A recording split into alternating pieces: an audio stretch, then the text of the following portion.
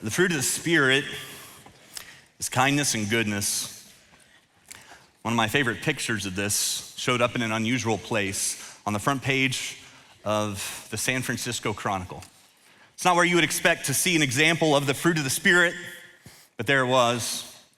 It was the story of Linda Wilson Allen. Here's a picture of Linda. She's a bus driver for San Francisco Metro. There she was, right on the front page. The story behind the story is that the reporter who wrote this happened to be on Linda's bus, and he saw something different about Linda than he had seen in any bus driver before. His experience on her bus was different than any bus experience that he had encountered. Linda learned his name pretty quickly and would call him by name every time he'd get on the bus. And he discovered that wasn't just true of him, it was true of all the regular riders. And then one day, an older lady was trying to get on the bus, but struggling with some groceries, and Linda put that bus in park, and she got down and she helped the lady find her seat, helped her with the groceries. Not typical bus driver behavior. And then there was another time, a lady new to the community got on the bus. Linda found out that she was new, didn't know anybody. The next day was Thanksgiving, and Linda said, "Why don't you come to my house for Thanksgiving?" And there were a lot of examples like this.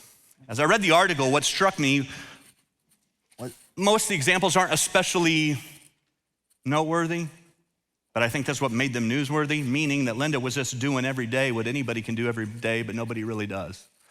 This kindness and goodness demonstrated in her life as a bus driver. The reporter wanted to know what was different about Linda, like why was she this way? And it wasn't just a one-day thing. Like this was just who she was every day. And so he decided he was gonna do a story about her. He wanted a little bit of what she had in his life. And so he sat down and had a conversation, interviewed her. Here's one of the things he pointed out about Linda, about her day. He wrote in the story that Linda's day began at 2:30 in the morning. Her mood is set at 2:30 a.m. when she gets down on her knees to pray for 30 minutes. So before her day begins, officially, she wakes up 30 minutes early, she gets down on her knees to pray, and she just begins this walk with Jesus. She begins a conversation with God that takes her throughout her day, and this really steps into what we've been talking about in this series. Galatians 5 verse 22, the Holy Spirit produces this fruit. It's not out of our own self-determination. It's not out of our own self-improvement.